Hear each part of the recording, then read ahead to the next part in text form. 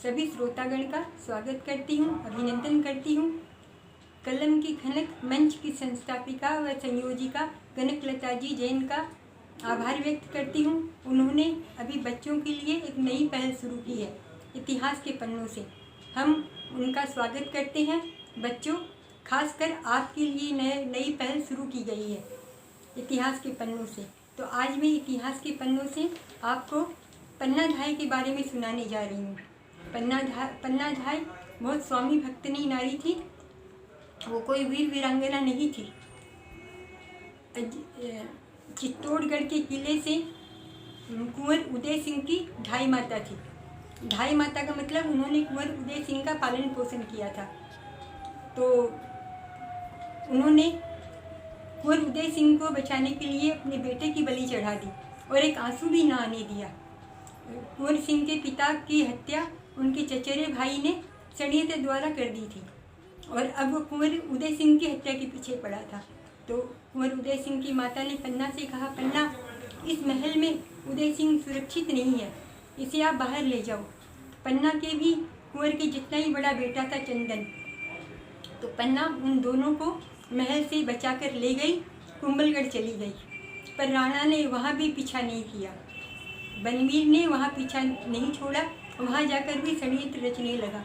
तो आगे की कहानी मैं आपको पन्नाधाय की कविता के द्वारा सुना रही हूँ, आप ध्यान से सुने। हाँ तो बच्चों, अब मैं आपको कविता के द्वारा पन्नाधाय की कहानी सुना रही हूँ। पन्नाधाय इतिहास में बहुत मायने रखती थी, लेकिन विश्व के इतिहास में इनका नाम नहीं था। पर पन्नाधाय स्वामी भक्ति कूट कूट कर भरी हुई थी। उन्होंने उदय सिंह के बदले में अपनी कुंवर को मरवा डाला और आँख में एक आंसू भी नहीं आने दिया। तो आप सुने, रोक लिए पन्नाधाय ने आंसू बहते बहते, उपसंहार बन गई ये कहानी कहते कहते। रोक लिए पन्नाधाय ने आंसू बहते बहते, उपसंहार बन गई ये कहानी कहते कहते। घबराया सा बारी बोला, ओ पन्ना महतारी, फिर धीमे स्वर में बोला, ओ वीर भूमि की नारी। हत्यारा बलवीर शीश राणा का काट चुका है और खून से मेवाड़ी सिंहासन पाट चुका है। बेईमान इरादे हैं, महलों की तैयारी है, अब की बार कुंवर उदय सिंह की बारी है। इस सर्वनाश के विषम जहर को तू ही बचा सकेगी, तू ही इस मेवाड़ी दीपक की लो को बचा सकेगी। ये वंश ना हो विध्वंस हमारी सांसें रहते रहते। रोक लिए पन्नाधाय ने आंसू बहते बहते, रोक लिए पन्नाधाय ने आंसू बहते बहते। उपसंहार बन गई ये कहानी कहते कहते। बाहर कुछ पहरेदारों की चलने की आहट थी, पर पन्ना के मन में कुछ अकुलाहट थी। बाहर घोर घना अंधियारा डरावना लगता था, पर पन्ना के प्रकोष्ठ में एक दीप जलता था। एक हाथ से निज बच्चे को थपकी लगा रही थी, दूजे कर से उदय सिंह को जगा रही थी। इस दृढ़ निश्चय से दांतों तले होठों को चबा रही थी और हकीकत में अपनी ममता को दबा रही थी। बारी के हाथों उदय सिंह को हटवा डाला और उसके बदले में अपना सुत कटवा डाला। खींची वंश नमक का कर्जा उनसे चुका रहा था, मेवाड़ी शासन श्रद्धा से माथा झुका रहा था, मेवाड़ी शासन श्रद्धा से माथा झुका रहा था।